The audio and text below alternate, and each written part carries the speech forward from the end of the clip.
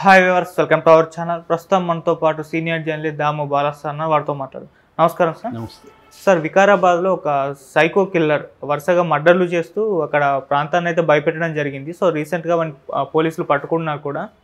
అయితే ఎవరి psycho killer, ఎలా దొరికాడు, మరి అతని డీటెయిల్స్ ఏంటి సార్?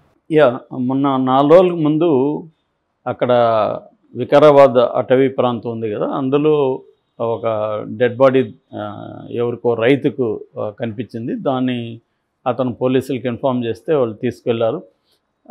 అయితే ఇది పెట్రోల్ పోసి కాల్ చేసిన డెడ్ బాడీ, అందువల్ల గుర్తుపట్టలేని పరిస్థితి. దాంతో పోలీసులు చాలా కష్టపడాల్సి వచ్చింది ఐడెంటిఫై చేయడానికి. ఫైనల్గా ఆమె చేవెళ్ళకి చెందిన అనసూయ అనే ఒక మహిళగా గుర్తించారు.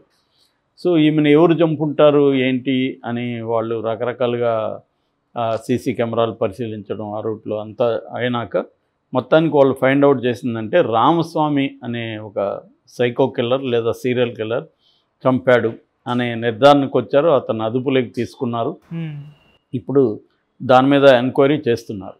అయితే ఈ సైకో కిల్లర్, ఇతని పేరు బాబు అని కూడా అంటున్నారు. ఇతను పొలమద్ది గ్రామంలో ఉండేవాడని. అక్కడ ఒక బాలుడిని చంపితే ఆ గ్రామం అతన్ని బహిష్కరించింది. సో అప్పటి నుంచి కూడా ఇతను బయట తిరుగుతున్నాడు. ఇప్పటికీ ఇతను 5 హత్యలు చేసినట్టుగా వాళ్ళు నమ్ముతున్నారు. అంటే మామూలుగా ఇతని మోడస్ ఆపరెండి ఏంటంటే ఒంటరి మహిళల్ని సెలెక్ట్ చేసుకుంటాడు. చేసుకొని వాళ్ళతో మెల్లగా స్నేహం చేస్తాడు. వాళ్ళతో లైంగికంగా అఫైర్ పెట్టుకుంటాడు. అఫైర్ పెట్టుకొని కొద్ది రోజులు వాళ్ళతో చాలా మంచిగా ఉంటాడు. సో బాగా నమ్మిస్తాడు. నమ్మించిన తర్వాత అతనికి ఆ స్త్రీ మీద మోజుపోయిన తర్వాత ఆమెని ఒంటరిగా ఇటు ఫారెస్ట్ లాంటి ఏరియాలకు తీసుకెళ్ళి అక్కడ కూల్గా చంపేస్తాడు. ఇది అతను మోడస్ ఆపరెండి. ఇలాగా ఇప్పటికీ 5 మందిని చంపినట్టుగా పోలీసులు విచారణలో తెలిసింది. సో అతను అదుపులోకి తీసుకొని ఈమెని కూడా ఎలా చంపాడు ఏంటని చెప్తున్నారు. ఫస్ట్ ఈమెని కొంగుతో మెడకి బిగించి చంపేసి దాని తర్వాత పెట్రోల్ పోసి తగలబెట్టాడని చెప్తున్నారు. అంటే ఇతను చాలా ప్లాన్డ్గా చేస్తాడు ఇవన్నీ కూడా అనేది వీళ్ళు ఇప్పుడు చెప్పారు. మామూలుగా మనం చూసుకుంటే ఇట్లా సైకో కిల్లర్స్ లేదా సీరియల్ కిల్లర్స్, వీళ్ళల్లో ఒక కామన్ ట్రైట్స్ ఉంటాయి. జనరల్గా దీన్ని సైకోపతి అని కూడా అంటారు అన్నమాట. అంటే వీళ్ళకి ఏంటంటే ఇటువంటి సైకోపాత్స్ ఉండేవాళ్ళు, ఇలాంటి వాళ్ళకి ఎంపతి అనేది ఉండదు. ఎంపతి అంటే ఇతరుల బాధని వాళ్ళ పాయింట్ ఆఫ్ వ్యూ నుంచి అర్థం చేసుకోవడం, ఇతరులను వాళ్ళ పాయింట్ ఆఫ్ వ్యూ నుంచి అర్థం చేసుకోవడం. సింపతి అంటేమో వేరే వాళ్ళ మీద జాలి చూపించడం. ఎంపతి అంటే నీ ప్లేస్లో నేనుండి ఆలోచించడం, నీతో ఐడెంటిఫై కావడం. అలాంటివి తనకు ఉండదన్నమాట. ఎవరి గురించి ఆలోచించే ఇది ఉండదు. రిమోర్స్ ఉండదు. రిమోర్స్ అంటే పశ్చాత్తాపం అనేది ఉండదన్నమాట. యాంటీ సోషల్ పర్సనాలిటీ డిజార్డర్, ఏఎస్పిడి అంటారు. ఈ ఏఎస్పిడి అనే ఒక మెంటల్ డిజార్డర్ వీళ్ళకి ఉంటుంది. యాంటీ సోషల్ పర్సనాలిటీ డిజార్డర్ ఉంటుంది అన్నమాట.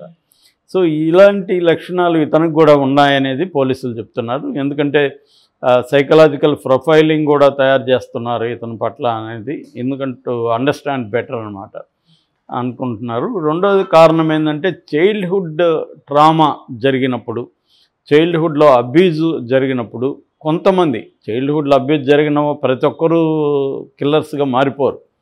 కానీ ఈ కిల్లర్స్గా మారిపోయిన వాళ్ళల్లో ఈ లక్షణం కూడా ఉంటుందన్నమాట. చిన్నప్పుడు వీళ్ళ మీద అబ్యూజ్ చేసిన ఎవరైనా, లేకపోతే వైలెన్స్కి గురైన వాళ్ళు మైండ్లో వైలెంట్గా బిహేవియర్ వచ్చేస్తుంది. మూడోది బ్రెయిన్ అబ్నార్మాలిటీస్ ఉంటాయి. ముఖ్యంగా impulse control and emotional regulation బ్రెయిన్లో ఆ పార్ట్స్ ఉంటాయి కదా, ఆ పార్ట్స్ డిస్టర్బ్ అయిపోతాయి. అంటే న్యూరాలజికల్ డిజార్డర్స్ వచ్చినప్పుడు కూడా ఇలాగా బిహేవ్ చేసే అవకాశం ఉందన్నమాట. నాలుగోది ఫాంటసీ అండ్ ఎస్కేపిజం అంటారు. అంటే వీళ్ళు డీటెయిల్గా ఫాంటసీ ఊహించుకుంటారు, ఎలా అఫేర్ పెట్టుకోవాలి, ఎలా చంపాలి. దానివల్ల వాళ్ళకి ఏంటంటే ఒక హార్డ్ రియాలిటీతో ఎస్కేప్ అవుతారనమాట. దీన్ని అమలు చేయడానికి వాళ్ళు ఎంతకైనా తెగిస్తారు, దేనికైనా. అంటే వాళ్ళకి ప్రాణాలకి భయపడడం కూడా ఏమి ఉండదు అనమాట వాళ్ళకి. ఎందుకంటే అది కావాలి, అదొక రకమైన అడిక్షన్ లాగా. మూడోది సెక్సువల్ గ్రాటిఫికేషన్. చాలామందికి ఏంటంటే ఒక రకమైన సెక్సువల్ అడ్రినైన్ ఇది వస్తుంది. అంటే రష్ అంటాం కదా, అడ్రినైల్ రష్, అది వస్తుందన్నమాట ఏది ఇట్లాంటి హత్యలు చేయడం వల్ల. ఆరవది సోషల్ ఐసోలేషన్ అండ్ ఎలినేషన్. అంటే సమాజంలో ఒంటరిగా ఉండిపోయిన చాలామంది వ్యక్తులకి ఇటువంటి లక్షణాలు ఉండే అవకాశం ఉంది. వీళ్ళు ఏంటంటే ఈ సైకోపాత్స్ సమాజంలో అందరితో కలవరు, గుంపుల్లో కలవరు, సరదాగా ఫ్రెండ్స్తో తిరగరు, అటువంటి ఎంజాయ్మెంట్ వీళ్ళకు ఉండదు. ఒక లోన్లీగా ఉండడం. మనం చాలా కిల్లర్స్ సినిమాల్లో చూస్తే కూడా ఈ క్యారెక్టర్లు ఇలాగా ఉంటారు, ఒంటరిగా ఉండడం, ఇటువంటివి కామన్ లక్షణాలు అన్నమాట. ఇక అన్నిటికంటే ఇంపార్టెంట్ ఏంటంటే కాపీ క్యాట్ బిహేవియర్ అని ఉంటుంది వీళ్ళలో. అంటే వేరే చోట ఇప్పుడు సినిమాల్లో కానీ, వెబ్ సిరీస్లో కానీ, లేకపోతే న్యూస్లో కానీ ఇవి చూస్తారు వాళ్ళు. చూసినప్పుడు ఇలాంటి చేసేవాళ్ళు ఉన్నప్పుడు దాన్ని వీళ్ళు కాపీ కొడతారు. దీన్ని కాపీ క్యాట్ బిహేవియర్ అంటారు. కాపీ క్యాట్ అనే ఒక హాలీవుడ్లో సినిమా కూడా ఉంది. ఆ సినిమాలో కూడా కిల్లర్ ఏం చేస్తుంటాడంటే గతంలో ఇట్లాంటి సీరియల్ కిల్లర్స్ చంపిన పద్ధతిలోనే ఇతను చంపుతుంటాడు. దాని పేరు కాపీ క్యాట్, సినిమా పేరు. ఇలాగా అంటే మన దేశంలో నిజానికి సీరియల్ కిల్లర్స్ తక్కువ, అందుకనే మన దేశంలో సినిమాలు కూడా సీరియల్ కిల్లర్స్ సినిమాలు తక్కువ. ఆ మధ్య అండర్ కాప్సెప్ రమణ రాఘవ్ తీశాడు, అట్లాంటివి తక్కువ మన దేశంలో. రెండోది ఏంటంటే మన దేశంలో అంత హైలైట్ కావు వీటి మీద. అదే మీకు అమెరికన్ లాంటి దేశాల్లో, వెస్ట్రన్ కంట్రీస్లో సీరియల్ కిల్లర్స్ చాలా ఇదిగా ఉంటారు వాళ్ళు. రెండోది ఏంటంటే హై ఇంటెలిజెంట్ ఐక్యూ కూడా ఉంటుంది వాళ్ళకి. వాళ్ళు పోలీసుల్ని రెచ్చగొట్టడం, పోలీసులతో గేమ్స్ ఆడడం, ఇవన్నీ కూడా చేస్తారు వాళ్ళు. అంటే వాళ్ళకి ఒక ప్లెజర్ ఇస్తుంది అన్నమాట ఇదంతా. సో ఇతనిలో కూడా ఈ రామస్వామి అలియాస్ బాబు, ఇతనిలో కూడా ఇటువంటి సైకోపాత్ లక్షణాలు ఉన్నాయనేది పోలీసులు చెప్తున్నారు. అంటే ఇతను ఒక ప్లాన్డ్గా వెళ్ళి ఒంటరిగా ఉండే స్త్రీలను తీసుకొని చేస్తున్నారు. అందుకని ఆ ఏరియాలో అందరినీ కూడా హెచ్చరిస్తున్నారు పోలీసులు, ఒంటరి స్త్రీలు ముఖ్యంగా. ఎందుకంటే ఒంటరి స్త్రీలకి ఏంటంటే ఎవరైనా తమ పట్ల కన్సర్న్ చూపించి తమకు హెల్ప్ చేస్తుంటే వాళ్ళ పట్ల వీళ్ళు కూడా మొగ్గు చూపే అవకాశం ఉంటుంది. కరెక్ట్గా దీన్ని అతను ఉపయోగించుకుంటాడు. ఫ్యామిలీ స్త్రీల జోలికి వెళ్లకుండా ఇతను ఏంటంటే అన్నోన్ కంప్లీట్ స్ట్రేంజర్స్ని చంపడు. కొంతమంది సైకో కిల్లర్స్ లేదా సీరియల్ కిల్లర్స్ కంప్లీట్ స్ట్రేంజర్స్ని చంపే ఇది ఉంటుంది వాళ్ళు. ఇతని పద్ధతి అది కాదు. ఇతని పద్ధతి ఏంటంటే వాళ్ళని ముందుగా పరిచయం చేసుకోవడం, వాళ్ళకి ఏమన్నా సహాయం చేయడం, వాళ్ళకి ఏమన్నా వస్తువులు కానీ తెచ్చివ్వడం, ఇటువంటి ఒక క్లోజ్ అయిన తర్వాత మెల్లగా వాళ్ళని నమ్మించి వాళ్ళని దూరంగా తీసుకెళ్ళి వాళ్ళని అత్యంత క్రూయల్గా చంపేయడం, ఇది చేస్తున్నాడు. ఆల్రెడీ జైలుకి వెళ్ళొచ్చాడు. జైలుకి వెళ్ళొచ్చినాక ఇంకా ఎక్కువ చేస్తున్నాడని చెప్తున్నారు పోలీసులు. అంటే మేబీ జైల్లో అతను ఇంకా ఈ లక్షణాలు ఇంకా పెరిగినట్టుగా అర్థం చేసుకోవచ్చు.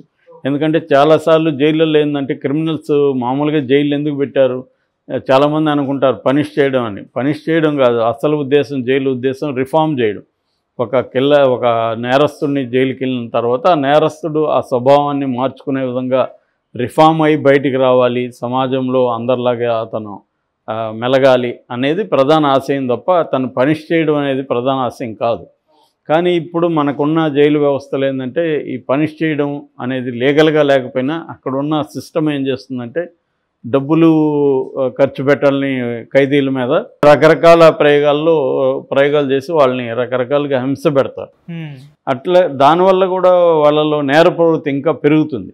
చాలామంది జైలుకి వెళ్ళి వచ్చినాక పెద్ద క్రిమినల్స్గా మారుతారు. ఒకటి ఏంటంటే దీనివల్ల, రెండోది ఇతర క్రిమినల్స్ వాళ్ళకి పరిచయం అవుతారు. దానివల్ల కూడా వీళ్ళకి మరింత ఒక టీమ్ స్పిరిట్ అంటాం కదా, అటువంటిది వస్తూ ఉంటుంది అన్నమాట. సో రామస్వామిని అయితే పట్టుకున్నారు. మరి ఇట్లాంటి వాళ్ళకి ఏంటంటే పనిష్మెంట్ అనేది త్వరగా పడాలి. వీళ్ళు ఏంటంటే ఏదో ఒక రకంగా బెయిల్ మీద బయటకు వచ్చేసి ఇంకా ఎక్కువ చేస్తుంటారు. పోలీసులు కూడా మళ్ళీ పట్టించుకోరు. సో ఇలాంటి వాళ్ళకి సీరియస్గా కేసుని ఎస్టాబ్లిష్ చేసి శిక్ష పడే విధంగా చూడగలిగితే సమాజానికి కొంత ఇతని వైపు నుంచి ముఖ్యంగా స్త్రీలకి కొంత రిలీఫ్ దొరుకుతుంది. లేదంటే కంటిన్యూ అవుతూనే ఉంటుంది.